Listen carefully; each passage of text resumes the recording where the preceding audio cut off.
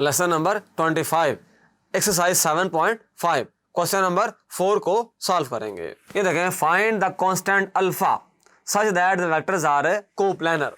ये देखें 3 वेक्टर्स हैं, तो ये क्या कंडीशन होती है, कोप्लानर होते हैं। अगर इनका स्केलर ट्रिपल प्रोडक्ट 0 आ जाए तो ये क्या हो जाएंगे, फिर हमारे पास कोप्लानर हो जाएंगे। तो इसको सॉल्व करना बड़ा आसान है। Since vectors coplanar this implies 1 minus 1 1 1 minus 2 minus 3 3 minus alpha 5 equal to 0। ये अल्फा है जो हमने इसकी वैल्यू फाइंड करनी है। ओपन कर दें इसको with respect to first row. तो ये बड़ा सिंपल है। 1 तो -10 -3 अल्फा हो जाएगा। अच्छा, फिर +1 हो जाएगा अगला, तो रो भी छोड़ दिया, कॉलम भी छोड़ दिया, 5 + 9 आ जाएगा।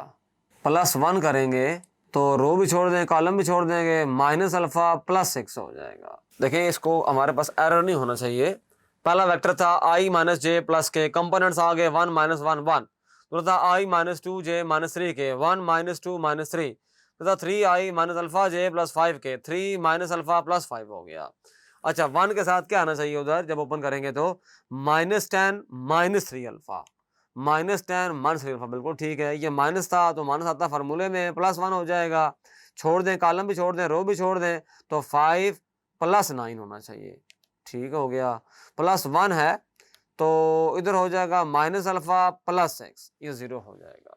-10 -3 अल्फा, इसको ऐड कर दें 14 -अल्फा +6 = 0।